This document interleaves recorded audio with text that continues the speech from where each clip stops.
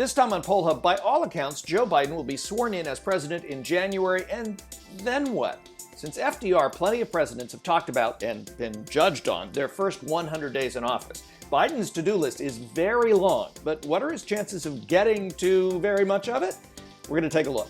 Then it's turkey time, but what an odd Thanksgiving this is likely to be. Health experts are recommending keeping your holiday very, very small. States are ratcheting up restrictions as the pandemic rages to new heights. Lots to talk about, so let's get to it. And hi, everybody. Welcome to Poll Hub. I'm Jay DeDapper, Director of Innovation here at the Marist Poll. And I'm Barbara Carvalho, Director of the Marist Poll. I'm Lee Miringoff, Director of the Marist College Institute for Public Opinion. We have, as we mentioned, since FDR, 100 days of FDR is probably the most famous 100 days of a new president. But assuming that Joe Biden is sworn in January on Inauguration Day, he's already got a big, long list of things he wants to accomplish in his first 100 days. Maybe 99 of them are undoing things that Donald Trump did. I mean, let's be honest, that's a lot of what his initial focus is going to be on. So we've looked at some of these big issues, some of the big things he wants to do. We've looked back at what polling has suggested on that to see how much public support there is for this, but also what the odds are of him being able to get it done. Maybe we should start with the public support side before the odds. What do you think? Well, sure, we can jump right in because there's a number of issues that are, believe it or not, aren't polarizing issues. What? There's actually very strong consensus on these issues, and I think they became more significant and more polarizing because of the fact that the Trump administration's policies were really different than what a very large proportion of Americans felt. One perfect example is DACA. That's the Deferred Action for Childhood Arrivals policy, which there's a number of presidents. President Obama wasn't able to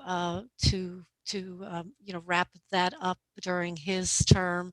Either the Trump administration was considerably opposed to providing and granting temporary legal status to people here who were brought as children illegally. But 71% of Americans, according to a Politico Harvard poll, but that's not the only one. Most polls show at least 2/3 to 3/4 of Americans do favor renewing DACA, and that was certainly something that the Trump administration had, stood in the path of public opinion on. A couple of other things too, the Paris Climate Accords. That was certainly something that Trump had made part of his campaign in 2016, and did fulfill that promise of removing the United States from that agreement. But again, 6 in 10 Americans opposed leaving the Paris Climate Accords, according to an ABC poll. Another big topic on this list, of course, is climate change. And again, according to many of the national polls, there's strong support among Americans for us as a country to be taking, some stands and to be taking some initiatives in being able to change maybe not perhaps our behavior, but how we go about doing a number of things to improve the ability to stem back climate change. And I think that was also something that Biden supporters certainly look to, particularly supporters who are younger and for whom climate change was a very big issue. That was something that certainly he will have on the top of the list.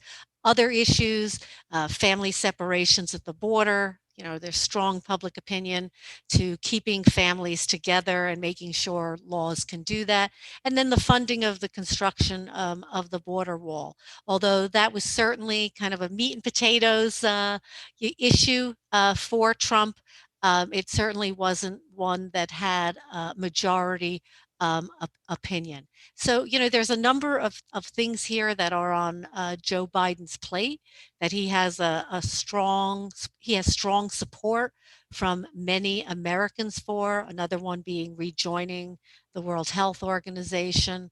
But it's interesting because you look at some of these issues, and at least me for one, kind of wonder, with just some moderation, that Trump may have been a very different president, and we may be swearing in a different person come January. You know, not surprisingly, this is a topic that I have a couple opinions on. I'm sure that comes as a great shock to you. Oh, I guess that takes us to the end of the segment. Well, first of all, the first 100 days is going to follow the most unusual transition to the first 100 days I think we've ever witnessed. We're already there, right? Yeah, and although wait a second, come on, 2000 was. I mean, I know this is a different situation, but that was dragged out. Once the Supreme Court ruled, there was a transition. There wasn't a question. Going to be a transition. There wasn't a question of legitimacy that Joe Biden is going to enter the White House with. I mean, Democrats and Republicans sort of figured the game was over at that point. Maybe they weren't happy, the Democrats, but they certainly didn't take to the kinds of actions that we're witnessing right now. And I think that is a difference. Jay, you mentioned the FDR time. Well, President Hoover, welcomed FDR at the White House. They drove to the inauguration together. He was there at the inauguration. I think, they didn't get along hardly at all, obviously, during the campaign, and were hardly each other's favorite. But I think that there's a couple things to be said for what's going on now. And I think that Joe Biden, if he can do anything, he has to change the tone. I think there was a lot of support for him because people disliked the temperament that President Trump had. So a little civility, a little compassion, a selection of a cabinet that will have more experts and presumably members of both parties, different races, different genders. And I think those are things he can do short of legislation. We don't know for sure what the Senate composition is going to be because of the Georgia runoffs. But on the assumption that Mitch McConnell remains majority leader, only half of the senators, Republican senators, were there when Joe Biden was a senator. The notion that he knows all these guys isn't really true. And whether Mitch McConnell wants to kind of move to meet him halfway or at least a third of the way on some of this legislation, I think is a potential huge obstacle for him. Mitch McConnell in the past has not welcomed Democratic presidents with a agreement over legislative agenda. Well, I went through a whole slew of issues that are very popular. Do you think the fact that some of these issues are popular with the public will make a difference in how they get played out in Washington? Well, I don't think the issues are the way to frame this. And the reason I say that is you can talk about the Paris Climate Accord, and you can say that's about climate change or global warming. It's not to critics of it who have been very successful in reframing the Paris Climate Accord, at least among a significant minority of Americans, as a job-killing tax that gives China free rein to do whatever they want economically and pollute as much as they want, and we pay the price for it. The Western Europe and the U.S. pays the price for it. So I think that when we ask a question, do you like the Paris Climate Accords? That doesn't really account for how it's going to be framed by opponents of it. And I think that the coronavirus trumps all of this. I think that the day he steps into office, he's already said it. That's the only thing anybody's going to be talking about until a vaccine, if these vaccines are successful, start getting wider distribution and bending the curve like we used to talk. And the curve is bending up into a rocket ship right now, bending the curve back down and getting the coronavirus under control. I think that changes what the 100 days is. But I don't think a lot happens other than executive order, even if the Senate is in Democratic control and it's a 50-50 split. It wouldn't be Democratic control. I don't think that he gets a lot of these things done that aren't executive order actions he can just do, like DACA. He can just do that. He can just rejoin Paris Climate Accords. But I don't think that people are going to pay all that much attention to this stuff other than coronavirus in these first 100 days. Except those constituents who really look to that as being, a redirection in policy. But I agree. I think it's all about leadership, and it's all about, saying from his perspective that there's a new sheriff in town, and he believes in taking this coronavirus and taking it bull by the horns on there.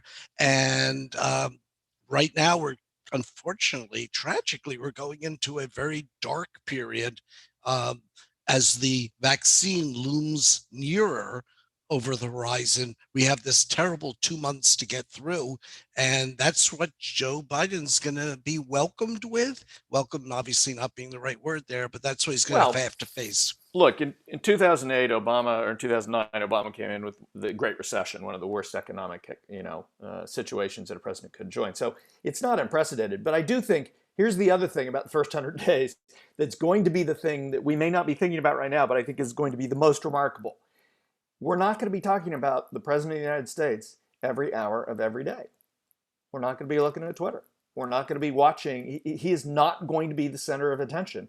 And that kind of exhaling from where we've been for the last 4 years, I think when we wake up and sense that, whatever side you're on, I think that's going to be the most remarkable change about the day after the inauguration, or maybe 2 days after the inauguration. That's an interesting point, because I think in the past, when we have seen these very traumatic and dramatic problems that the country is facing, whether it's a national disaster or whether it's a terror attack, if we try to look back, the president hasn't been the one who has been at the helm and at the press conferences every day.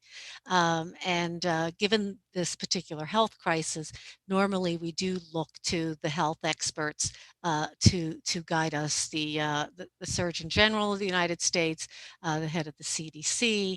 And so I think you're right, Jay, in a sense that there's likely to be that transition from the focus on the president, to a focus on the experts who need to deal with these particular issues. As we're heading into Thanksgiving week, in fact, the CDC is urging Americans not to travel for Thanksgiving. Many of the states, as you mentioned, are having restrictions for gatherings, especially indoors and places in the country where things have gotten very wintry. New York, where we are located, being one of those places, as we have seen temperatures dip into the teens the last couple days. And then also the fact that people generally travel for these holidays, Thanksgiving and the holidays coming up. That's certainly going to be an accelerant to what is already a heightened spread of the virus itself. So what are Americans thinking about as we're going into the holiday season, and do they plan, what do they be planning to do?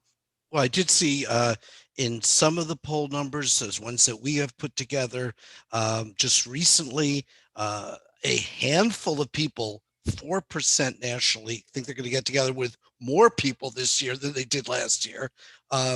Fewer people, 58%, about the same, 36%. So roughly 6 in 10 Americans are telling us that they are going to abide by what's going on and recognize that this could be a real super spreader event as families get together with friends, large gatherings, which is a prescription for trouble coming out of the holidays. So far, the public health experts told us this wave was not going to be pretty. And unfortunately, it's playing out that way. And with Americans right now thinking that the worst is yet to come, but still not convinced that they should really abide by some of the restrictions that are being advanced in all these different states. So there's some kind of there's Yeah, a, I thought that was it, amazing that yeah, 55% of Americans right now do think that the worst is yeah. yet So to there's a come. disconnect between stuff that we know works. We know the masks can have an impact. We know social distancing can have an impact.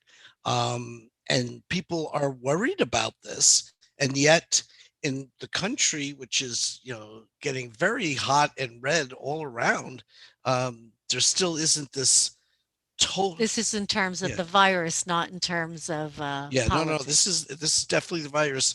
Um, so I guess I'm just baffled a little bit by the disconnect in public opinion between knowing what we know that needs to be done, recognizing the worst is yet to come, but still folks not necessarily prepared to make that sacrifice in the short run. Well, let's keep in mind this began around this date, 19th or 20th of March, where things really started blowing up. And by the end of March, early April, we already had the beginnings of some restrictions, and there was various pieces of advice. A handful of people had died at that point. It was very, very tiny.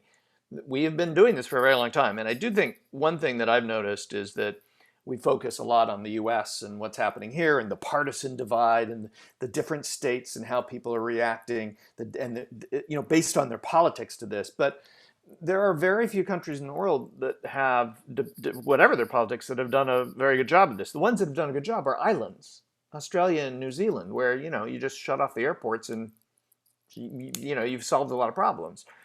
In Western Europe, there's a wide variety of things that have been done by a wide variety of countries with a wide variety of governments and partisan, leanings, and nothing has worked particularly well. I mean, we're doing worse than a lot of them, but some are doing worse than us. And I think what we don't account for, we don't talk about too much, is human nature, and that we know we need to do something, but we don't do it. We know we shouldn't eat that bag of French fries, but we do it. We know we shouldn't have that, third glass of wine, but we do it. And I think that's the case of this. It's very hard to overcome that with our brain saying one thing, but Thanksgiving, family, we've put everything on Oh, hold it's my for five favorite months. Right. holiday. It's my favorite We put our holiday. lives on hold for 8 months. Can't we just have Thanksgiving? I'm acting this out. This is not what I'm saying. Maybe in July, but I think that's where we're maybe at. in July we can sort of do a postpone, or let's go Zoom. You got family and friends you normally associate with on Thanksgiving. You don't have to be totally without them. We can do what we're doing, communicating with each other in the coronavirus environment. The number that really struck me was the 36% of Americans that said that they were pretty much going to do the same thing that they did last year. And given how much Americans travel during this time, given how much families do get together, and I think that that's a really important thing to be doing. I think it is concerning because um, pandemics, unlike other problems where we can each kind of do our own thing and it all works out, I think one of the things we realized in this pandemic is how closely connected we all are to one another and how quickly just one person can spread this virus to so many others. And I get the French fries and the wine, Jay, and that you were somewhat being, playing devil's advocate.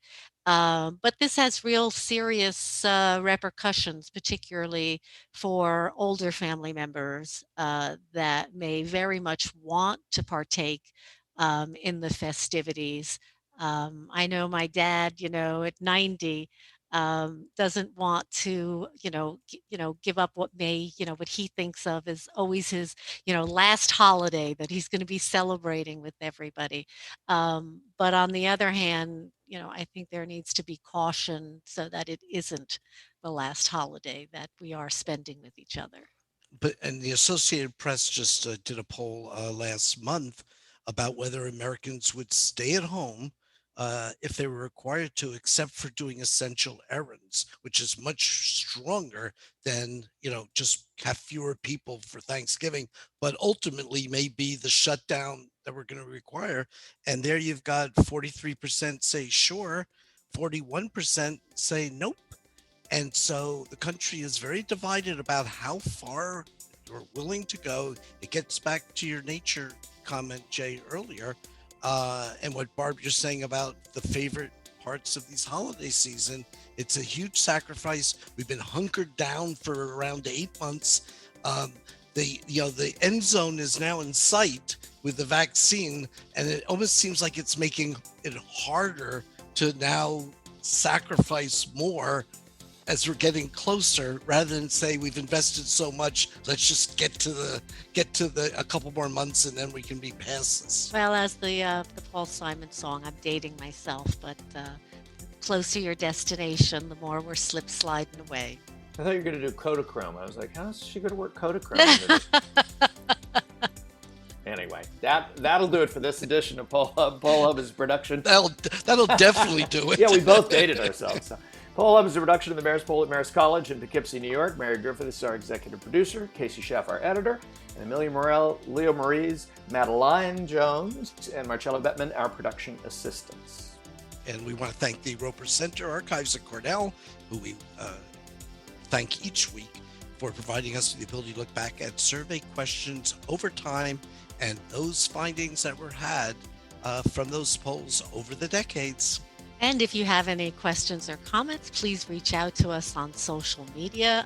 Dad, you can complain there about my characterizing you, although if I recall, you always worried it was your last holiday when you were 50, so never mind 90. But please, if you have questions for us, reach out to us on social media. And if you like what you hear on Poll Hub, please consider leaving a review on your podcasting app of choice. Positive reviews help others find us. And while you're at it, go ahead and subscribe if you haven't already. Thanks for listening, and we'll stay safe till next time.